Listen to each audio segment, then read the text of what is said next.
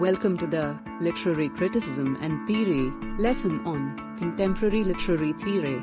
In this lesson, you will learn about psychoanalysis of Freud and Lacan as well as the postcolonial theory by the said Spivak and Bhabha. As we delve into the realm of psychoanalysis, we encounter the monumental figures of Sigmund Freud and Jacques Lacan, whose insights into the unconscious, identity, and desire have profoundly influenced literary criticism. Freud's exploration of the mind's hidden depths unveiled the complex interplay of unconscious processes, while Lacan's reinterpretation of Freud through the lens of linguistics introduced a revolutionary perspective on subjectivity and language. Freud's pioneering theories shed light on the unconscious's vast domain, revealing how repressed sexual impulses and unconscious desires shape our behaviors and experiences. His model of the psyche, comprising the id, ego, and superego, offers a framework for understanding human motivation and conflict. Through his analysis of developmental stages and the Oedipus complex, Freud provided a compelling narrative of human psychological development, emphasizing the pivotal role of sexuality and desire in shaping identity. Jacques Lacan's contributions to psychoanalysis bring a linguistic dimension to Freud's theories, emphasizing the intrinsic connection between language and the unconscious. By positing that the subject's identity and desires are constituted within the symbolic order of language, Lacan challenges our understanding of selfhood and reality. His concepts of the imaginary, symbolic, and real orders unveil the profound impact of language on social structures on individual psyche and desire, highlighting the elusive nature of lack and the perpetual quest for fulfillment that defines human experience. The psychoanalytic lens offers profound insights into literary characters, such as Stephen Dedalus and J. Alfred Prufrock, unraveling the intricacies of their inner worlds. Stephen's journey through Lacan's orders of the imaginary and symbolic reflects the universal quest for identity and belonging, marked by a continuous negotiation with desire and lack.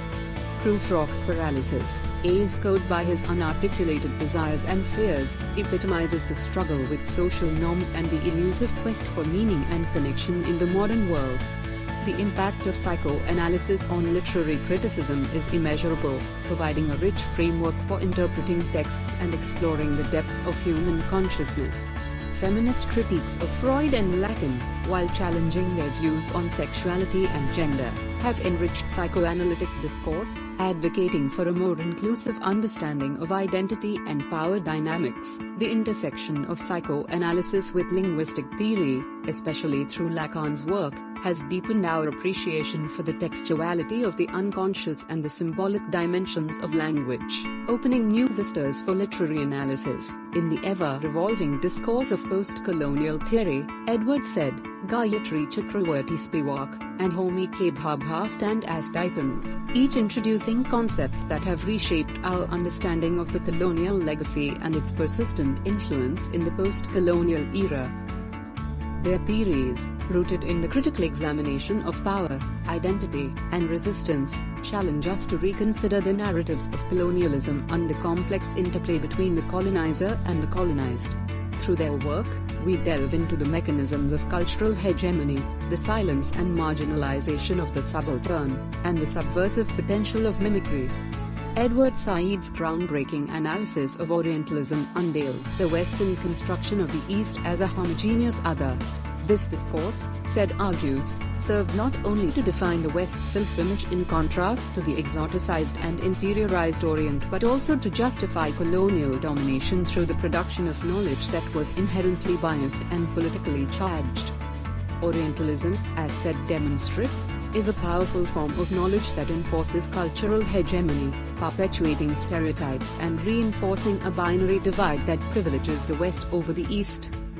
Gayatri Chakravarti Spivak's interrogation of the subaltern's ability to speak challenges the very foundations of representation and agency within post-colonial discourse. Spivak's critique reveals the mechanisms by which colonial narratives silence the voices of the most marginalized, particularly women in post-colonial societies. Her analysis extends beyond a simple call for inclusion. Instead, it demands a radical rethinking of how knowledge is constructed and whose voices are deemed worthy of being heard.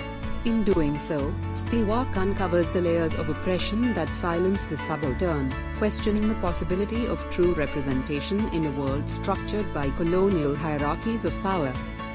MEG-5's notion of mimicry illuminates the complex dynamics of colonial identification and resistance.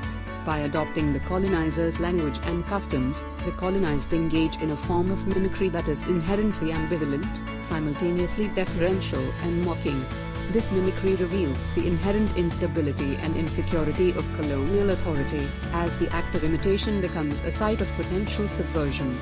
Bhabha's exploration of hybridity and the third space offers a new lens through which to view the post-colonial condition, one that acknowledges the intertwined histories and cultures that emerge from the colonial encounter, challenging fixed notions of identity and paving the way for new forms of cultural expression.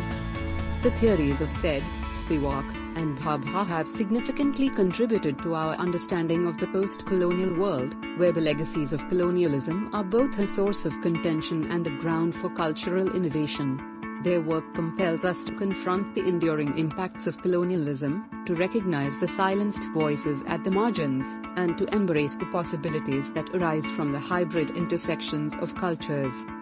In navigating the landscapes of post-colonial theory, we are invited to challenge the narratives of power and domination, to listen to the stories that have been suppressed, and to celebrate the rich, multifaceted identities that emerge from the post-colonial experience. And that's it for now. We conclude this lesson. For additional information on this lesson, please look at the content below the video in the online course. To get a list of the important questions and their answers for this lesson, please refer to the guidebook by our publications provided to you with this course for free. It shows you a list of all the questions that have the highest chance of coming in your next exams based on research carried out on previous year question papers. All the best, and I'll see you in the next lesson.